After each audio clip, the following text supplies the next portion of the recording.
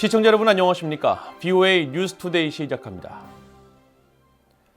북한이 한반도 시간으로 24일 새벽 서해 동창리 발사장 일대에서 기습적으로 남쪽 방향을 향해 우주 발사체를 또다시 발사했는데 이번에도 실패했습니다. 지난 5월 군사정찰 위성 발사 실패 이후 85일 만에 재발사인데 이번에도 기술적 결함이 드러났습니다. 함지아 기자가 보도합니다.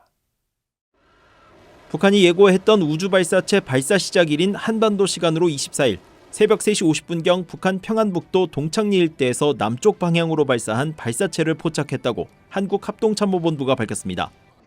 한국합참은 이 발사체가 서쪽 공해상공을 통과해 날아갔으며 한국군은 경계태세를 격상하는 가운데 한미 간 긴밀하게 공조하면서 만반의 대비태세를 유지하고 있다고 밝혔습니다.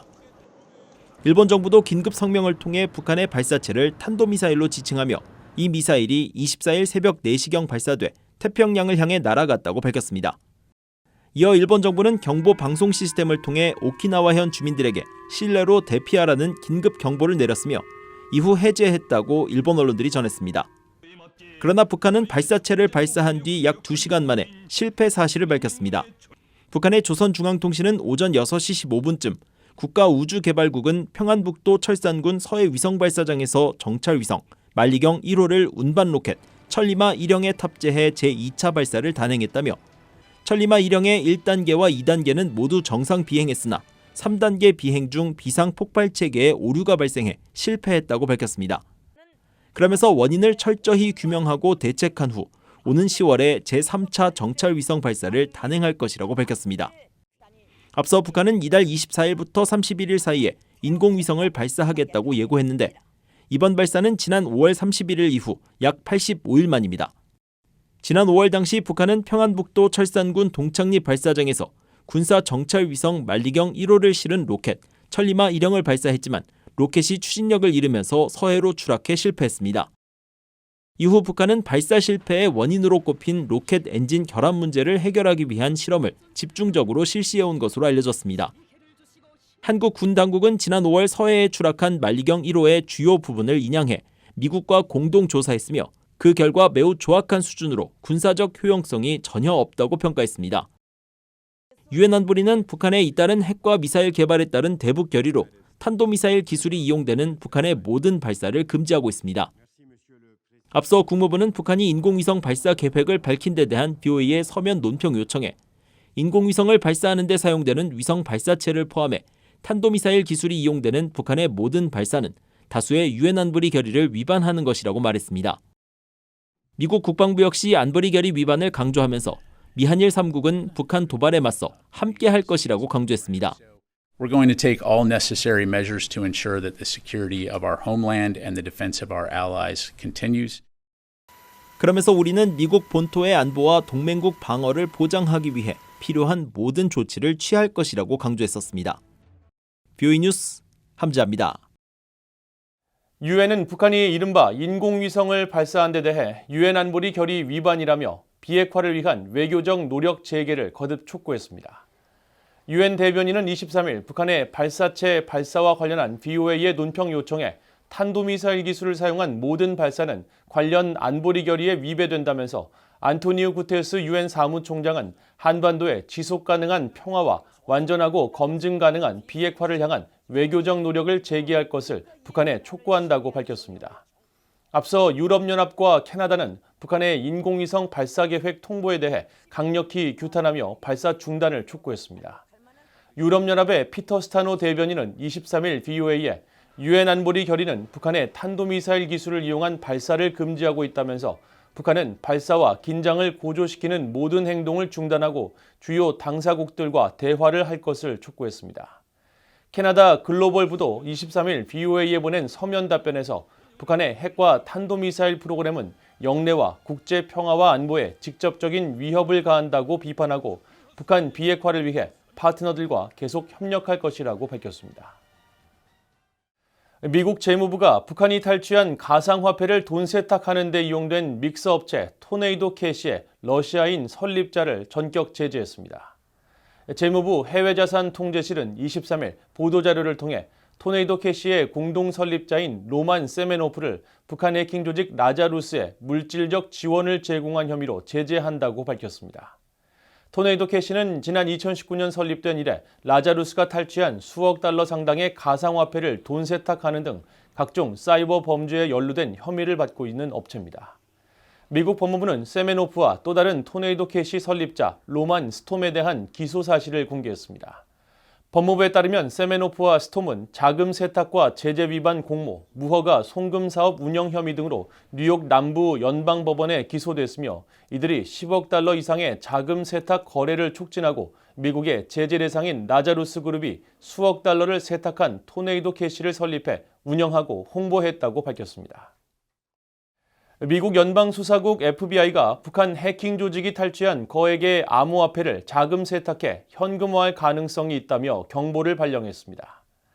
FBI는 22일 보도자료를 통해 지난 24시간 동안 일명 라자루스 또는 APT-38로 불리는 북한의 트레이터가 훔친 암호화폐를 추적한 결과 북한이 4천만 달러 이상의 비트코인을 현금화하려고 시도할 가능성이 있다고 판단했다고 밝혔습니다. 또 조사 결과 트레이터와 연계된 행위자들은 여러 차례 암호화폐를 탈취해 약 1,580개의 비트코인을 옮겼다며 해당 자금이 분산 보관된 6개의 비트코인 주소도 함께 공개했습니다. FBI는 해당 암호화폐 자금들은 북한이 지난 6월 알파포와 코인스페이드, 아토믹 월렛 등 여러 암호화폐 관련 기업들을 해킹해 얻은 자금들이라고 지적하면서 기업들은 북한 해킹 조직의 암호화폐 주소와 관련된 정보를 검토하고 이들과 거래가 발생하지 않도록 주의를 기울여야 한다고 경고했습니다. 중국과 북한의 국경 개방이 임박하면서 중국 내 탈북민들에 대한 강제 북송 우려도 커지고 있습니다. 미국 주재 중국 대사관 앞에서는 미국 의회 의원들과 시민단체들이 탈북민 강제 북송 저지를 위한 집회를 열고 강제 북송 위기에 몰린 중국 내 2천여 탈북민들을 구출하자면서 중국 정부와 시진핑 주석을 향해 탈북민 강제 북송 중단을 촉구했습니다. 김영권 기자가 취재했습니다.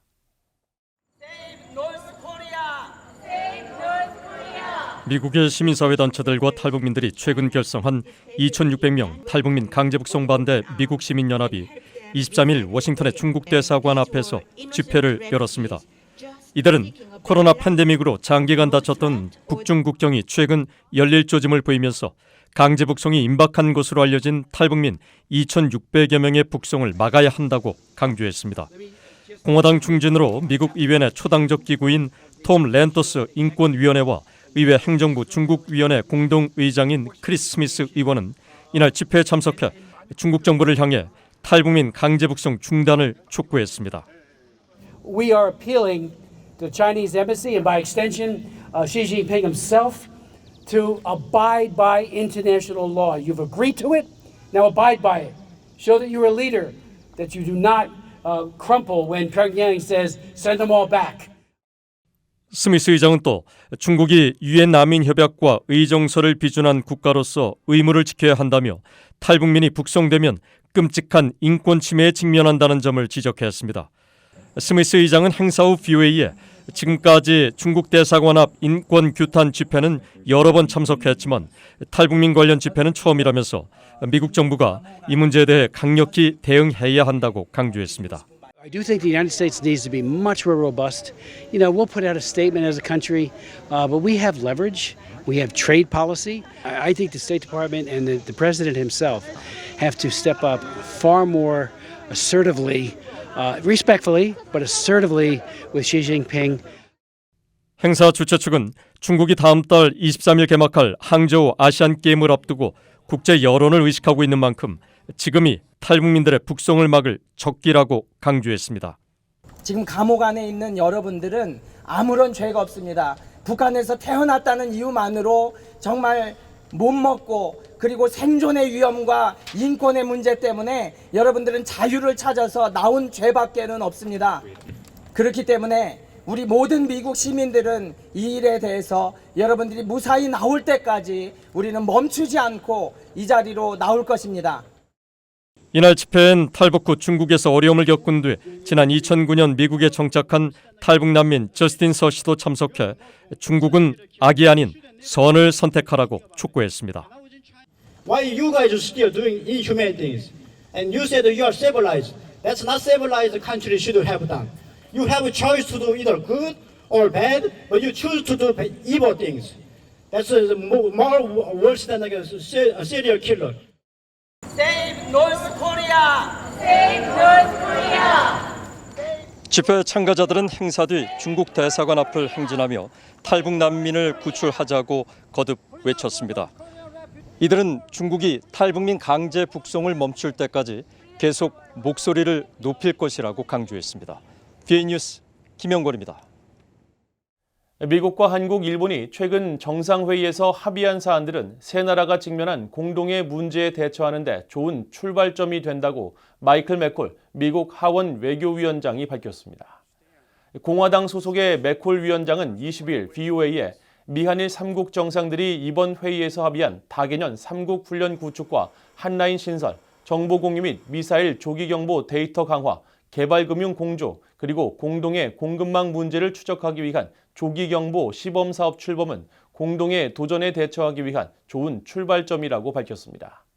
또 역사적 이견을 극복하고 세 나라가 이런 파트너십에 합의할 수 있게 돼 기쁘지만 이런 공조가 단순한 평시 합의가 아니라 잠재적인 영내 충돌이나 우발 상황에도 적용될 수 있도록 해야 한다고 강조했습니다.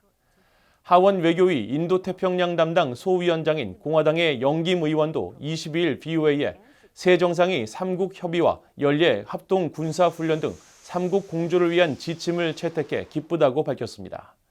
또 우리가 공동의 도전에 직면한 가운데 한국의 윤석열 대통령과 일본의 기시다 후미오 총리가 인도태평양 지역에서 공통의 가치를 증진하고 번영을 촉진하며 경제 및 방위 공조를 확대하기 위해 함께 노력할 수 있도록 역사적 이견을 해소한 데 대해 박수를 보낸다고 말했습니다. 미국 국방부가 2035년까지 예상되는 생물학 무기 위협을 평가하면서 중국과 러시아, 북한, 이란의 위협을 지적했습니다.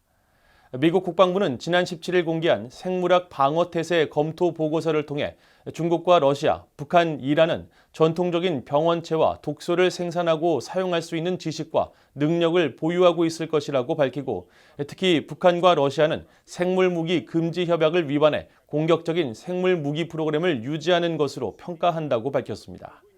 한편 데보라 로젠블럼 국방부 핵생화학 방어 담당 차관보는 23일 워싱턴의 전략국제문제연구소 CSIS에서 열린 토론회에서 현재 미국은 생물학 방어 분야에서 결정적인 순간에 놓여 있다고 밝혔습니다.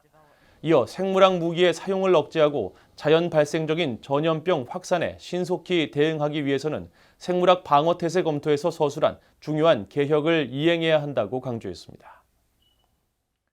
미국 국방부 산하 전쟁포로 실종자 확인국 DPAA의 켈리 맥키그 국장은 북한의 도발과 거부로 한국전 미군 참전용사 유해 발굴 협력이 중단됐다고 비판하며 북한의 협조를 촉구했습니다.